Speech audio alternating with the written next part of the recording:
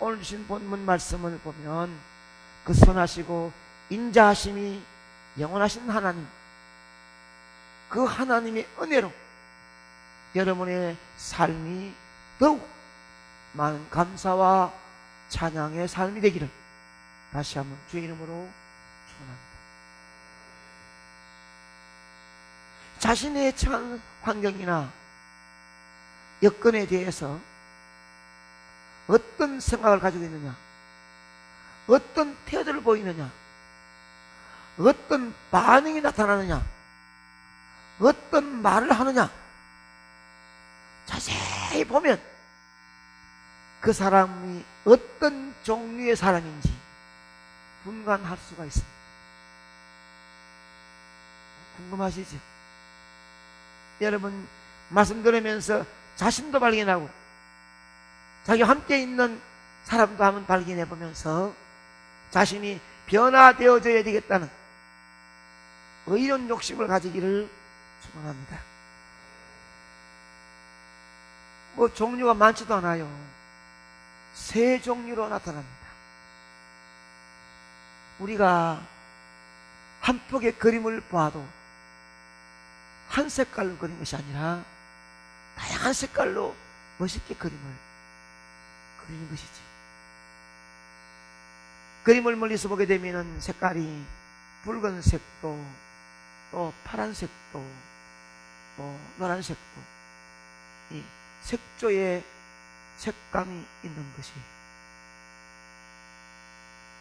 마찬가지로 어떤 사람들을 보면서 이 사람의 생각이 어떤 생각이냐, 태도를 보면서, 모습을 보면서, 행동을 보면서 이 사람은 어떤 색을 가지고 있느냐, 색감을 볼 수 있다는 것입니다.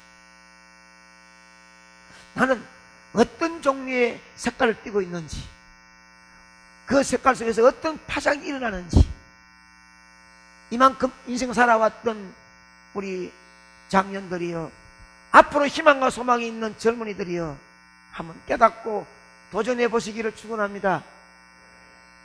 첫째 분은 어떤 사람이냐면 주로 원망과 불평을 많이 한 사람, 불만족, 그런 표정으로 살아가는 사람들입니다. 이 사람 보면은 절대로 웃질 않아요. 웃음이 없어요. 항상 불평, 불만을 입으로 표현하는 건 아니지만 그 사람의 생각과 태도와 반응들을 보면 전반적으로 어두운 색깔, 그들이 꽉 채웠어. 검은 색깔. 이해하기보다는 비판할 조건을 찾는 데 민감합니다. 감사와 좋은 표현을 잘하지 않습니다. 혹시나 이 부류 속에 들어가는 사람이 있으면 오늘 바꾸십시오. 왠지 그 친구가, 왠지 그 사람이 나와 좀 한 번 만나고 두 번 만났는데 점점 자꾸 안 만나진다. 밥 사줘도 안 연락한다. 차 마시도 안 연락한다. 자기 뭐가 있는 거예요. 알아요, 여러분. 둘째 부류는 이 사람 무슨 생각을 하는지 표현도 안 하고 관심도 안 가지고 이런 목석처럼 살아가는 분들이 있습니다. 이런 사람은요, 불평도 하지 않아요. 그렇다고 감사도 안 합니다. 딱히 어두운 색깔도 아니고 그렇다고 밝은 색깔도 아니고 우중충충한 색깔. 그런 사람들은요, 가을 단풍, 멋있다, 아름답다, 가만. 뭐, 가을에는 단풍 그렇게 보이는 거야. 뭐, 단풍, 가만 놔둬 단풍 지는 거야. 뭐, 당긴 안 가지고 호들갑 떨고 있어. 말만 하지 마라. 아니, 단풍 보고 좋아하는데, 당연히 단풍 들지 뭐. 말하지 마. 이런 사람이 있어요. 이상한 사람입니다. 남 좋아하면 같이 좋아하든지 해야 되는데. 그래가지고 뭐, 우리 아들 백신 맞아왔어, 백신 맞아. 그만할 때 누구 백신 안 만난 누가 있나? 이 가서. 그 참 듣기 민망합니다. 아니, 한 방에 다 백신 맞아도 엄마는 백신 맞았다고 좋아할 때 그래 이놈이 될 놈이다 이랬는데 가봐라 다 백신이지. 이런 사람이 있습니다. 셋째 부류는 전체적으로 감사의 반응을 보이는 밝은 색깔의 사람입니다. 언제나 감사하는 것은 아니지만 그 사람을 만나고 지켜보면 감사하다는 말을 아끼지 않아요. 감사할 거리를 찾아 함께 나누면서 밝은 느낌의 파장을 일으키는 거예요. 그런 사람 여러분 주위에 있습니까? 아니면 여러분이 그런 평가를 받고 있습니까? 내가 지금 살아있다는 자체부터 먹을 수 있는 것, 입을 수 있는 것, 잠잘 수 있는 것, 볼 수 있는 눈, 들을 수 있는 귀, 온통 감사할 것만 보이는 그 사람, 세 번째 부류의 사람. 이런 사람은 가을 단풍을 또 보면서 참으로 아름답다, 철따라 이렇게 옷을 갈아입는 이 아름다운 모습을 내가 볼 수 있다니 얼마나 복된 일이냐. 이런 걸 내가 누릴 수 있는 기쁨이 감사 이 사람입니다. 이런 반응 여러분 어느 부류에 속하십니까? 내가 어느 부류에 속한지 내가 안고 서는 곳마다 나 때문에 그늘이 끼기도 하고 나 때문에 침묵이 가기도 하고 나 때문에 웃음도 있을 수 있으니 여러분은 어떤 종류의 사람이 되고 있습니까? 한 가정에도 손님이 오면 보이지 않게 눈빛에서 불평을 자한 눈빛이 있는가 하면 언제 가노 말을 안 하지만 마음에 그런 마음인 사람인가 하면 우리가 손님을 대접함으로 복 받으라고 아브라함이 주는 복을 주려고 좋아하는 사람이 있는가 하며 여러분 각가지입니다. 얼마나 인생 길게 살겠다. 사람과의 대화 속에서 아름다운 밝고 맑은 파장을 일으킴으로 내 주위에 그 빛으로 모이던 사람이 많도록 살기를 축복합니다. 우리가 그리스도인이라면 분명 세 번째 부류의 사람으로 평가되어야 마땅하지 않겠습니까? 그리스도인이라면 이미 감사할 조건이 있는 사람인 줄로 믿습니다. 하나님을 알고 구원받은 자로서 이미 감사의 사람이 되었기 때문입니다. 삶의 여러 상황과 틈바구니 속에서도 충분히 감사할 수 있는 이유를 찾을 수 있는 사람들이 그리스도인들이기 때문입니다. 그리스도인들의 눈은 다릅니다. 그리스도인들의 입은 다릅니다. 그리스도인들의 귀는 다릅니다. 여러분 그렇게 안타깝게도 우리가 살아가면서 하나님께서 나에게 무엇을 해주셨는가, 구체적으로 하나님께 받은 것이 무엇인가, 그게 따라서 우리 감사할 것인가 감사하지 않을 것인가 생각하는 나쁜 습성이 있습니다. 인간의 눈에 보이고 손에 잡혀야 감사하고 내만 만족하지 아니하면 감사하지 않을 못된 심보가 심령 속에 있는 것입니다. 내 손에 안 잡히고 내 눈에 보이지 아니해도 내가 숨쉬고 살아있는 것이 하나님의 은혜인 줄 안다면 감사가 나오지 않겠습니까? 이런 것은 우리 그리스도인들의 성숙된 감사가 아니에요. 그리스도인들의 성숙한 감사의 삶은 내가 하나님께 얼마나 감사할 거리를 받았는가 하는 것이 아니고 하나님은 나의 삶에 어떤 분이신가 더욱 감사의 제목들을 찾는 사람인 줄로 믿습니다. 오늘 우리가 읽은 시편은 대표적인 감사의 찬양입니다. 위대한 찬양이라는 별명을 붙인 시인데 1절 한 절만 읽었지만은 26절까지 전체 보면 26절 한 절만 두고 25절까지 계속해서 감사하라 그 인자하심이 영원함이로다, 감사하라 그 인자하심이 영원합니다. 9절마다 다 있습니다. 이렇게 반복하고 있습니다. 시편의 저자는 다양한 감사의 제목들로 하나님께 찬양과 영광을 올리고 있습니다. 여러분, 이 시편을 지었는 저자 다윗의 인생이 그 순간마다 때마다 그렇게 많은 절수에 감사할 수 있도록 순간마다 즐겁고 감사를 거리로 충만했겠는가요? 아닙니다.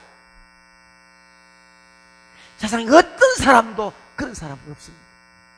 그러나 이 시편의 제자는 하나님으로부터 여러 가지의 감사의 제목들을 찾아서 삶의 매 순간마다 구비구비마다 감사의 찬양을 올려드린 것입니다. 여러분, 이 감사의 제목들이 여러분의 감사의 제목들이 되어서 여러분의 인생 전체가 하나님 보시기에 감사의 밝은 색깔 인생이 되기를 주 이름으로 기원합니다. 하나님 내려다 보실 때에 다 밝고 맑고 아름다운 감사가 충만한 심령, 하나님은 더 주고 싶은 마음이 아니겠습니까? 자식을 키워도 마찬가지. 아빠 엄마에게 고마운 마음, 감사한 마음을 방방 뛰면 들어올 때 빵도 사오고 싶고 옷도 좋은 옷 보면은 키가 맞나 못 맞나 사주고 싶은 것이 부모의 심령인데, 이거는 좋은 집에 잠자고 좋은 옷 입고 다니면서도 눈만 뜨면 불평불만, 뭘 해주고 싶겠습니까? 우리가 못 받은 것이 무엇입니까? 이 자리에 앉아있는 것이 하나님 은혜인 줄 알진데 불평불만할 필요가 뭐 있으며 남의 잘못을 꼬집을 필요가 뭐 있으며 감사하지 않을 이유가 어디 있겠습니까? 우리는 어떤 하나님께 감사하고 찬양해야 되겠습니까? 하나님이 나의 삶의 전체에 언제나 함께 하심에 감사해야 합니다. 본문을 자세히 읽어보면 나의 삶의 현장에 다른 거짓 신들이 아니라 살아계신 하나님이 나와 함께 계시기 때문에 감사함을 고백하지 않을 수가 없습니다. 그 하나님은 모든 주에 뛰어난 주에 감사하고 있습니다. 모든 능력을 지니시고 그 능력을 행하시는 하나님께 감사의 찬양을 올리고 있습니다. 한마디로 하나님께서 나의 삶의 전체에 함께 계신다는 것, 그 자체 감사하고 있습니다. 지금 내가 살아있지만은 내 주위에 내 삶의 전체 하나님이 손 안 대는 것이 없다 이것입니다.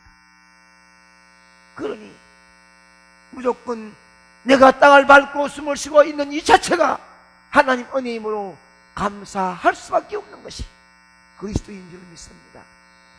우리는 하나님께서 계신다는 사실, 감사를 잘 하지 않고 살아갑니다.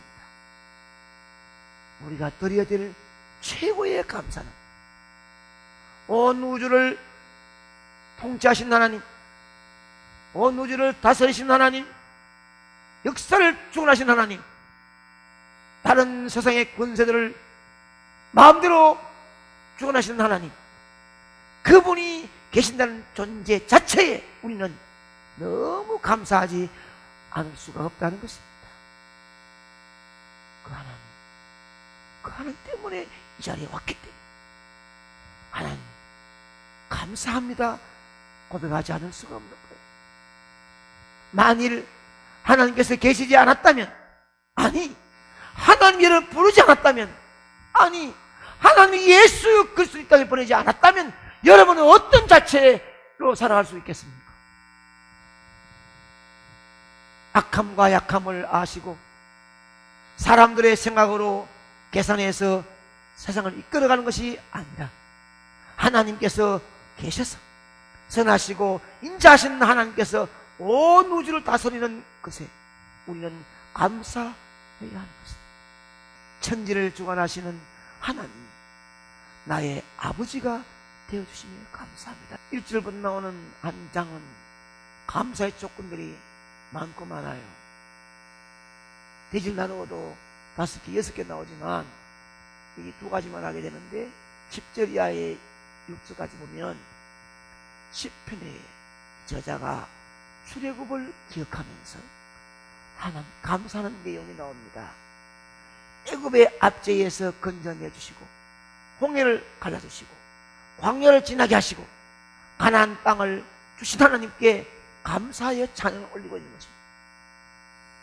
우리 역시도 하나님께서 죄의 죽음에서 우리를 건져내시고 예수 그리스도의 십자가의 죽으심과 부활을 통하여 하나님 나라의 백성을 삼으시고 마침내 천국으로 인도하실 구원의 하나님께 감사해야 한다는 것입니다.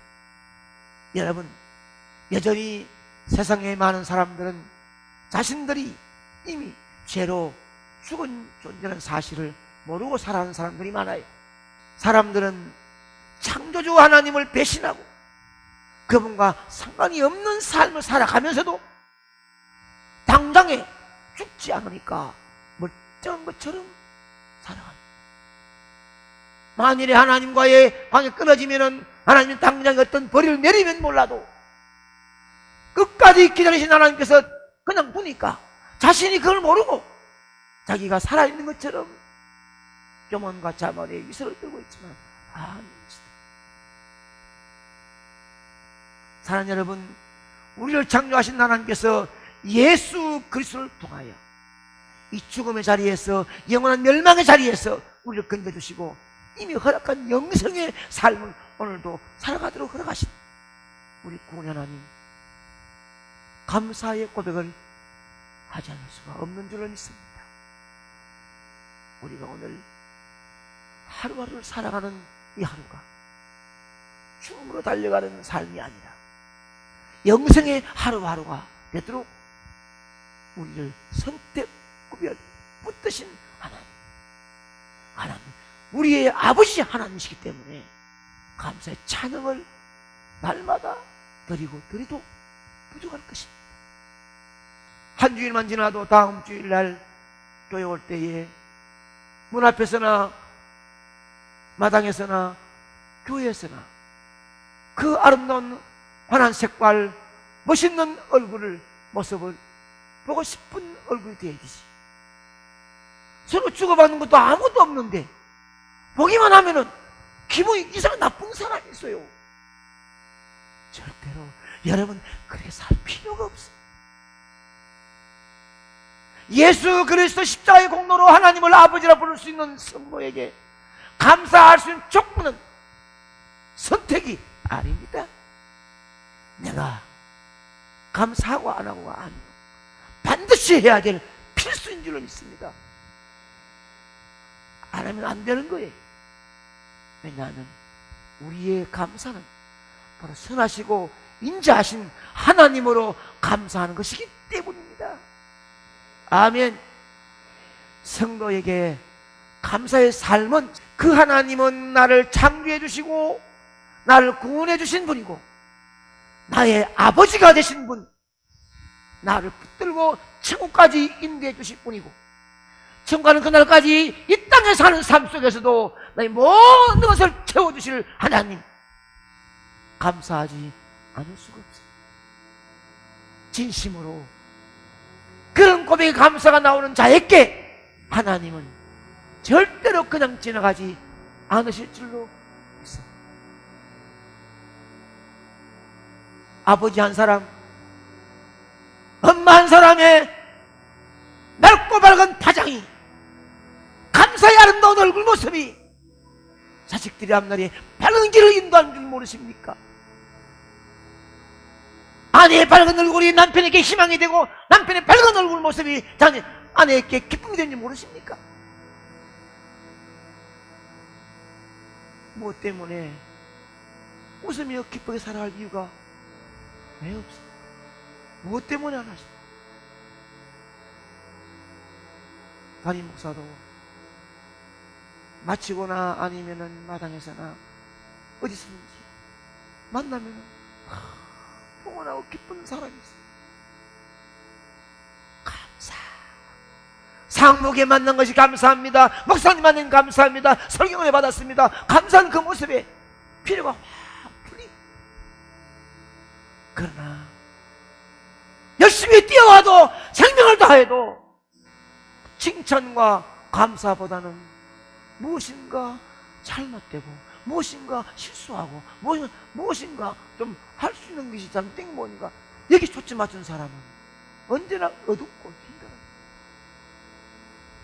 추수감사절일 이 3부 예배에 여러분의 인생을 다시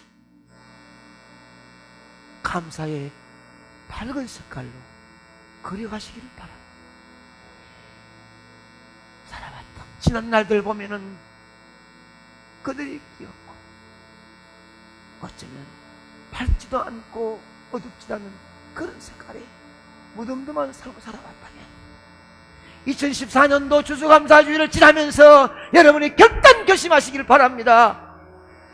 내 주위라는 상황이 문제가 아니라 하나님으로 감사의 결단을 내리시기를 바랍니다.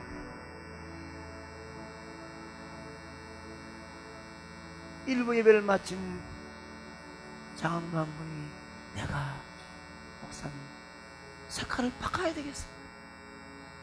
색깔 바꾸십시오. 좀 그렇게 살아도 인생 얼마나 살겠습니까? 밝고 맑게 살아도 얼마나 살겠습니까, 여러분? 내가 우중충하고 내가 그들이 끼었다고 누구 나에게 뭐 하늘에 별을 따가 주겠습니까? 따발 주겠습니까?